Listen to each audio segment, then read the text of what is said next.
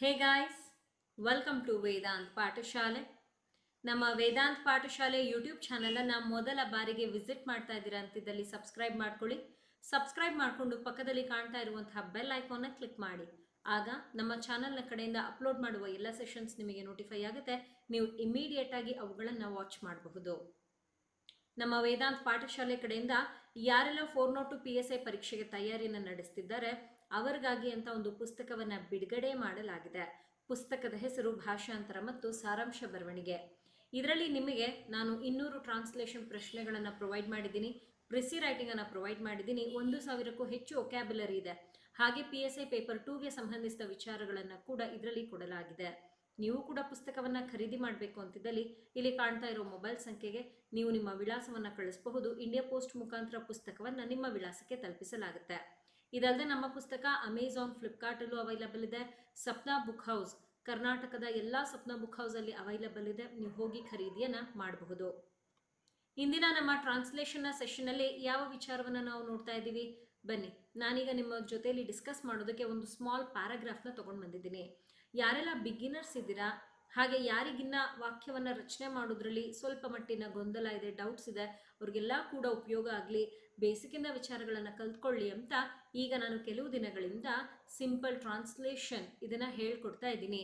ಇದೇ ರೀತಿಯಲ್ಲೇ ಇವತ್ತು ಕೂಡ ಒಂದು ಪ್ಯಾರಾಗ್ರಾಫ್ ತೊಗೊಂಡು ಬಂದಿದ್ದೀನಿ. ನೀವು ನೋಡಬಹುದು ಈ ರೀತಿಯಲ್ಲಿದೆ. ಯೋಜನಾ ಮ್ಯಾಗ್ಝಿನ್ನಿಂದ ಈ 2 ವಾಕ್ಯಗಳುಳ್ಳ ಒಂದು ಸಣ್ಣ ಪ್ಯಾರಾಗ್ರಾಫನ್ನು ತೊಗೊಂಡು ಬಂದಿದ್ದೀನಿ.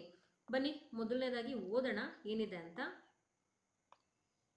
Heritage trees are special trees that are considered to be cultural, ecological value and biological significance. These trees are often the oldest living things in a community and providing habitat for wildlife. ಈ ರೀತಿಯಲ್ಲಿದೆ. ಹೇಗೆ ಇದನ್ನು ನಾವು ಕನ್ನಡ ಭಾಷೆಗೆ ಅನುವಾದ ಮಾಡಬಹುದು ನೋಡೋಣ. ಮೊದಲನೇದಾಗಿ ವೊಕ್ಯಾಬ್ಯುಲರಿಯನ್ನು ಬರೆಯೋಣ. ಹೆರಿಟೇಜ್ ಅಂತ ಕೊಟ್ಟಿದ್ದಾರೆ. ಹೆರಿಟೇಜ್ ಅಂತಂದ್ರೆ ಪರಂಪರೆ ಅಂತ ಹೇಳಬಹುದು. ಟ್ರೀಸ್ ಅಂತ ಕೊಟ್ಟಿದ್ದಾರಲ್ವಾ, ತಗೊಳ್ಳೋಣ. ಮರಗಳು ಏನಂತೆ, ಇವು ಸ್ಪೆಷಲ್ ಅಂತೆ. ಸ್ಪೆಷಲ್ ಅಂತಂದ್ರೆ ಏನಂತ ತಗೊಳ್ತೀವಿ, ವಿಶೇಷ, ಹೀಗಿದನ್ನ ತಗೊಳ್ತೀವಿ. ಟ್ರೀಸ್ ಇಲ್ಲಿ ಆಲ್ರೆಡಿ ತಗೊಂಡಿದ್ದೀವಿ, ನಮಗೆ ಗೊತ್ತಿರೋದನ್ನ ಬಾರಿ ಬಾರಿ ಬರೆಯೋ ಅಗತ್ಯತೆ ಇಲ್ಲ. ದ್ಯಾಟ್ ಆರ್ ಕನ್ಸಿಡರ್ಡ್, ಇಲ್ಲಿ ಕನ್ಸಿಡರ್ಡ್ ಅಂತ ಕೊಟ್ಟಿದ್ದಾರಲ್ವಾ, ತಗೊಳ್ಳೋಣ. ಪರಿಗಣಿಸಲಾಗಿದೆ ಅಂತ ತಗೊಳ್ಳೋಣ. ಏನಂತ ಪರಿಗಣಿಸಲಾಗಿದೆ, ಟು ಬಿ ಕಲ್ಚರಲ್. ಕಲ್ಚರಲ್ ಅಂತ ಅಂದ್ರೆ ಸಾಂಸ್ಕೃತಿಕ ಅಂತ ಹೇಳ್ತೀವಿ. ಎಕೋಲಾಜಿಕಲ್ ಅಂತ ಇದೆ, ಪರಿಸರ ಅಂತ ತಗೊಳ್ಳಿ. ವ್ಯಾಲ್ಯೂ ಅಂತ ಕೊಟ್ಟಿದ್ದಾರಲ್ವಾ, ಇದನ್ನ ನಾವು ತಗೊಳ್ಳೋಣ. ಮೌಲ್ಯ, ಕಾಮ ಇದೆ ತಗೊಳ್ಳಿ. ಆ್ಯಂಡ್ ಮತ್ತು ಬಯೋಲಾಜಿಕಲ್ ಸಿಗ್ನಿಫಿಕೆನ್ಸ್ ಅಂತ ಕೊಟ್ಟಿದ್ದಾರೆ. ಬಯೋಲಾಜಿಕಲ್ ಇದನ್ನ ನಾವೇನಂತ ಬರಿಬಹುದು, ಜೈವಿಕ ಅಂತ ಬರಿಬಹುದು. ಸಿಗ್ನಿಫಿಕೆನ್ಸ್ ಮಹತ್ವ ಅಂತ ಹೇಳ್ತೀವಿ. ಓಕೆ, ಸೊ ಇಲ್ಲಿಗೆ ನಮ್ಮ ವೊಕ್ಯಾಬ್ಯುಲರಿ ಮುಕ್ತಾಯವಾಯಿತು. ಏನು ಹೇಳ್ತಾ ಇದ್ದಾರೆ ಅಂತ ಅರ್ಥ ಮಾಡ್ಕೊಳ್ಳೋಣ ಬನ್ನಿ. ನಾವಿಲ್ಲಿ ಮಾತನಾಡ್ತಾ ಇರುವಂಥದ್ದು ಹೆರಿಟೇಜ್ ಟ್ರೀಸ್ನ ಬಗ್ಗೆ, ಅಂದರೆ ಪರಂಪರೆಯ ಮರಗಳ ಬಗ್ಗೆ ಮಾತನಾಡ್ತಾ ಇದ್ದೀವಿ. ಇದು ಏನಂತೆ, ಮಹತ್ವವನ್ನು ಹೊಂದಿದ್ಯಂತೆ. ಯಾವ ಮಹತ್ವವನ್ನು ಹೊಂದಿದೆ ನೋಡಿ, ವಿಶೇಷವಾಗಿ ಇವುಗಳನ್ನು ಪರಿಗಣಿಸಲಾಗಿದೆ. ಯಾಕೆ, ಸಾಂಸ್ಕೃತಿಕ, ಪರಿಸರ ಮೌಲ್ಯ ಹಾಗೆ ಜೈವಿಕ ಮಹತ್ವವನ್ನು ಹೊಂದಿರೋದಕ್ಕೆ. ಈಗ ಇದನ್ನ ಬರಿಬೇಕು. ನಾವು ಸಬ್ಜೆಕ್ಟ್ ಆಗಿ ಏನನ್ನ ತಗೊಳ್ತೀವಿ, ಪರಂಪರೆ, ಮರಗಳು. ವರ್ಬ್ ಏನಾಗುತ್ತೆ, ಪರಿಗಣಿಸಲಾಗಿರೋದು ವರ್ಬ್ ಆಗುತ್ತೆ. ಏನಂತ ಪರಿಗಣಿಸಿದ್ದಾರೆ ಅನ್ನೋ ಕಾನ್ಸೆಪ್ಟ್ ಏನಿದೆ ಇಷ್ಟು ಕೂಡ ಆಬ್ಜೆಕ್ಟ್ ಆಗುತ್ತೆ. ನೀವು ಇಂಗ್ಲಿಷ್ನ ಒಂದು ವಾಕ್ಯವನ್ನು ಬರೆಯೋದಕ್ಕೆ ಯಾವಾಗಲೂ ಕೂಡ ಬಳಸಬಹುದಾಗಿರುವಂಥ ಫಾರ್ಮುಲಾ ಏನು, subject plus verb plus object. ಅಥವಾ ಯಾವುದಾದ್ರೂ ಒಂದು ವಾಕ್ಯ ರೆಡಿ ಇದೆ ಅಂತಿದ್ದಲ್ಲಿ ಈ ಫಾರ್ಮೆಟಲ್ಲಿ ಇರುತ್ತದು. ನೀವು ಯಾವುದೇ ವಾಕ್ಯವನ್ನು ನೋಡಿ. ಈಗ ನಾವು ಇದನ್ನು ನಮ್ಮ ಕನ್ನಡ ಭಾಷೆಯಲ್ಲಿ ಬರೆಯೋದಕ್ಕೆ ಬಳಸುವ ಫಾರ್ಮುಲಾ ಇದು. ಯಾವುದು, subject plus object plus verb. ಹೇಗೆ ಬರೆಯೋದು ಬನ್ನಿ ನೋಡೋಣ. ಪರಂಪರೆಯ ಮರಗಳು ಬರಿತಾ ಇದ್ದೀನಿ, ಗಮನ ಇಟ್ಟು ನೋಡ್ಕೊಳ್ಳಿ. ಪರಂಪರೆಯ ಮರಗಳು ಈಗ ಬರಿಬೇಕು, ಆಬ್ಜೆಕ್ಟ್ ಅನ್ನ ಬರಿಬೇಕು. ಇವನ್ನ ಏನಂತ ಪರಿಗಣಿಸಲಾಗಿದೆ ಅದನ್ನ ಬರಿಬೇಕು. ಬರಿತಾ ಇದ್ದೀನಿ. ಸಾಂಸ್ಕೃತಿಕ ಮೊದಲನೇದು, ಎರಡನೇದು ಪರಿಸರ ಮೌಲ್ಯ ಕಾಮ ಹಾಕಿ ಆ್ಯಂಡ್ ಅಂತ ಕೊಟ್ಟಿದ್ದಾರೆ, ಮತ್ತು ಅಂತ ತಗೊಳ್ಳಿ. ಜೈವಿಕ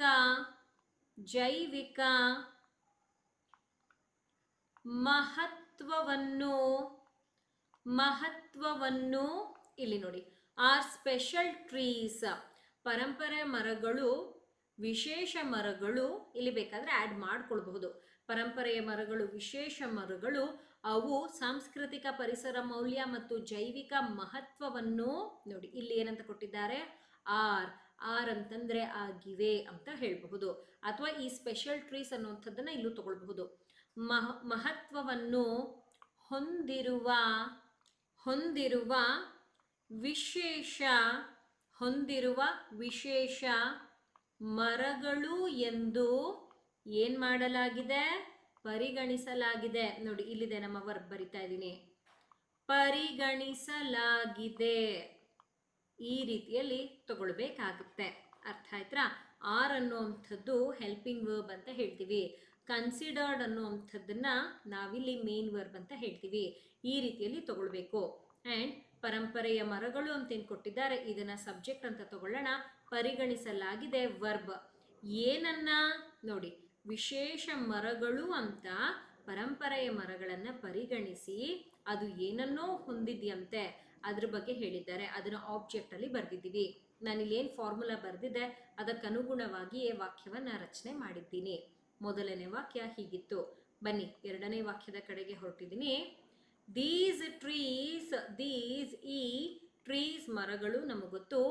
ಆಫನ್ ದ ಓಲ್ಡೆಸ್ಟ್, ಇಲ್ಲಿ ಆಫನ್ ಅಂತ ಕೊಟ್ಟಿದ್ದಾರಲ್ವಾ, ಇದರ ಅರ್ಥ ನಾನು ನಿಮಗೆ ವಾಕ್ಯದಲ್ಲಿ ತಿಳಿಸ್ತೀನಿ. ಇದು ನಮಗೆ ಒಂದು ಸಾರಾಂಶದ ರೀತಿಯಲ್ಲಿ ಬರುತ್ತೆ, ಎಕ್ಸಾಕ್ಟ್ ಆಗಿ ಬರಲ್ಲ. ಯಾಕೆ ಅಂತ ಆಮೇಲೆ ತಿಳಿಸ್ತೀನಿ. ದ ಓಲ್ಡೆಸ್ಟ್ ಅಂತ ಕೊಟ್ಟಿದ್ದಾರೆ ಅಂದ್ರೆ ಇದನ್ನ ಮೀರಿ ಮತ್ತೊಂದಿಲ್ಲ. ಓಲ್ಡರ್, ಓಲ್ಡೆಸ್ಟ್ ಸೂಪರ್ಲೇಟಿವ್ ಡಿಗ್ರಿಯಲ್ಲಿದೆ. ಅದಕ್ಕೋಸ್ಕರ ಇದನ್ನ ನಾವು ತಗೊಳ್ಬೇಕಾಗುತ್ತೆ. ಅತ್ಯಂತ ಹಳೆಯ, ಈ ರೀತಿಯಲ್ಲಿ ತಗೊಳ್ಬೇಕು. ಲಿವಿಂಗ್ ಥಿಂಗ್ಸ್ ಅಂತ ಕೊಟ್ಟಿದ್ದಾರಲ್ವಾ, ಇವುಗಳನ್ನ ಏನಂತ ಬರಿಬಹುದು, ಜೀವಿಗಳು ಅಂತ ಬರಿಬಹುದು. ತಗೊಳ್ತಾ ಇದ್ದೀನಿ. ಜೀವಿಗಳು ಎಲ್ಲಂತೆ, ಇನ್ ಎ ಕಮ್ಯುನಿಟಿ, ಸಮುದಾಯದಲ್ಲಿ ಬರೆಯೋಣ ಬನ್ನಿ, ಸಮುದಾಯದಲ್ಲಿ. ಓಕೆ. ಆ್ಯಂಡ್ ಮತ್ತು providing habitat for wildlife, providing ಒದಗಿಸುತ್ತಿರುವ ಅಂತ ತಗೊಳ್ಳೋಣ. ಹ್ಯಾಬಿಟೇಟ್ ಅಂತ ಕೊಟ್ಟಿದ್ದಾರಲ್ವಾ, ಆವಾಸ ಸ್ಥಾನ ಅಂತ ತಗೊಳ್ತೀವಿ. ಆವಾಸ ಸ್ಥಾನ ಫಾರ್ ವೈಲ್ಡ್ ಲೈಫ್, ವನ್ಯಜೀವನ, ಎನಿಥಿಂಗ್. ಲೆಟ್ಸ್ ಸಿ, ಸ್ವಲ್ಪ ಮಟ್ಟಿನ ಬದಲಾವಣೆ ಕಾಣುತ್ತೆ. We will see that later. ಇಲ್ಲಿಗೆ ನಮ್ಮ ವೊಕ್ಯಾಬ್ಯುಲರಿ ಮುಕ್ತಾಯ ಆಯಿತು. ಏನು ಹೇಳ್ತಾ ಇದ್ದಾರೆ ಇಲ್ಲಿ, ನಾವೇನು ಹೆರಿಟೇಜ್ ಟ್ರೀಸ್ನ ನೋಡಿದ್ವಿ ಅದರ ಬಗ್ಗೆನೇ ಮಾತನಾಡಲಾಗ್ತಾ ಇದೆ. ಹಾಗಾಗಿ ದೀಸ್ ಟ್ರೀಸ್ ಅಂತ ಏನು ಕೊಟ್ಟಿದ್ದಾರೆ ಇದನ್ನೇ ನಾವು ಸಬ್ಜೆಕ್ಟ್ ಅಂತ ತಗೊಳ್ತೀವಿ. ಇವು ಆಗಿವೆ, ವರ್ಬ್ ಆಗಿದೆ ನೋಡಿ, ಇದನ್ನೇ ವರ್ಬ್ ಅಂತ ತಗೊಳ್ತೀವಿ. ಏನಾಗಿರುವಂಥದ್ದು, ಆ ಕಂಟೆಂಟ್ ಇಲ್ಲಿ ನಮಗೆ ಇದೆ. ಇದು ಸಮುದಾಯದಲ್ಲಿ, ಯಾವ ಸಮುದಾಯದಲ್ಲಿ, ಜೀವಿಗಳ ಸಮುದಾಯದಲ್ಲಿ ಅತ್ಯಂತ ಹಳೆಯ ಮರಗಳಾಗಿವೆ. ಹಾಗೆ ಇದು ವೈಲ್ಡ್ ಲೈಫ್ಗೆ ನೋಡಿ ಫಾರ್ ಕೊಟ್ಟಿದ್ದಾರೆ, ವನ್ಯ ಜೀವನಕ್ಕೆ ಆವಾಸ ಸ್ಥಾನವನ್ನ ಒದಗಿಸ್ತಾ ಇದೆ. ಅದನ್ನ ಹೇಳಿದ್ದಾರೆ. ಎರಡು ಭಾಗ, ಮೊದಲನೇ ಭಾಗ, ಎರಡನೇ ಭಾಗ. ಹೇಗೆ ಬರೆಯೋದು ಬನ್ನಿ ಹೇಳ್ಕೊಡ್ತೀನಿ. ದೀಸ್ ಟ್ರೀಸ್, ಈ ಮರಗಳು, ಮೊದಲನೇದಾಗಿ ನಾವು ನಮ್ಮ ಸಬ್ಜೆಕ್ಟ್ ಅನ್ನ ಈ ರೀತಿಯಲ್ಲಿ ತಗೊಳ್ಬೇಕು. ಈ ಮರಗಳು, ಈಗ ಒಂದೊಂದಾಗಿ ಬರಿಬೇಕು. ಈ ಮರಗಳು ಅತ್ಯಂತ, ಹೀಗಾದ್ರೂ ತಗೊಳ್ಬಹುದು, ಅಥವಾ ಜೀವಿಗಳ ಸಮುದಾಯದಲ್ಲಿ ಈ ರೀತಿಯಲ್ಲೂ ತಗೊಳ್ಬಹುದು. ಐ ಥಿಂಕ್ ಅದು ಪ್ರಾಪರ್ ಆಗಿ ನಮಗೆ ವಾಕ್ಯವನ್ನ ಫ್ರೇಮ್ ಮಾಡೋದಕ್ಕೆ ಸಹಾಯ ಮಾಡುತ್ತೆ. ಬನ್ನಿ ನೋಡೋಣ. ಈ ಮರಗಳು ಜೀವಿಗಳ ಸಮುದಾಯದಲ್ಲಿ, ಈ ಮರಗಳು ಜೀವಿಗಳ ಸಮುದಾಯದಲ್ಲಿ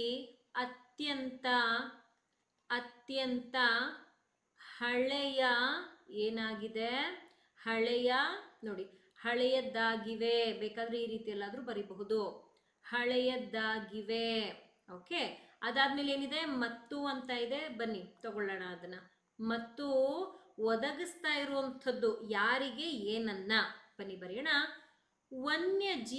ವನ್ಯಜೀವಿಗಳಿಗೆ ಅಥವಾ ವನ್ಯಜೀವನಕ್ಕಾಗಿ ಆವಾಸ ಸ್ಥಾನವನ್ನು ಆವಾಸ ಸ್ಥಾನವನ್ನು ಒದಗಿಸುತ್ತಿದೆ.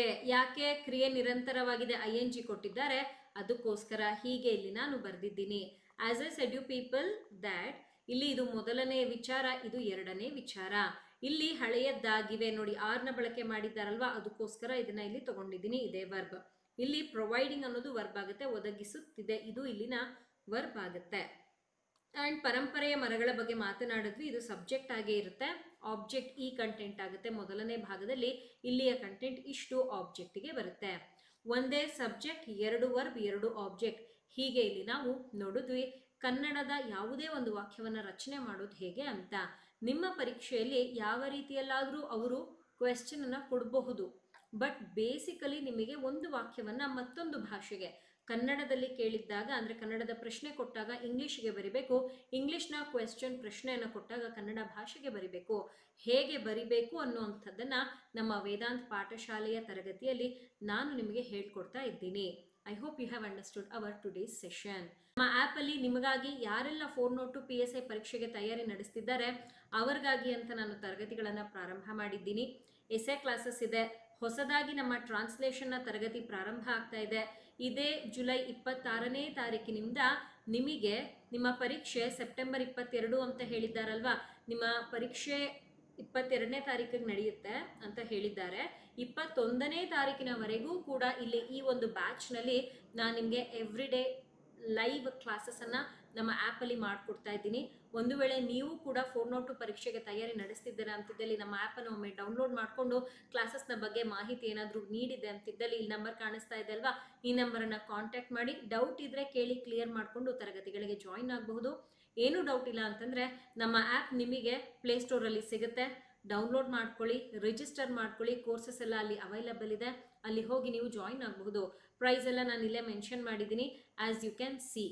ಹೀಗೆ ನಮ್ಮ ಕಡೆಯಿಂದ ನಿಮಗಾಗಿ ಈ ರೀತಿಯ ತರಗತಿಗಳನ್ನೆಲ್ಲ ಮಾಡಿಕೊಡಲಾಗ್ತಿದೆ. ನಮ್ಮ ಆ್ಯಪಲ್ಲಿ ಟ್ರಾನ್ಸ್ಲೇಷನ್ಗೆ ಸಂಬಂಧಿಸಿದ ಫ್ರೀ ಕ್ಲಾಸಸನ್ನು ಕೂಡ ಅಪ್ಲೋಡ್ ಮಾಡ್ತಾ ಇದ್ದೀನಿ, ಅವುಗಳನ್ನು ಕೂಡ ನೋಡಬಹುದಿದೆ.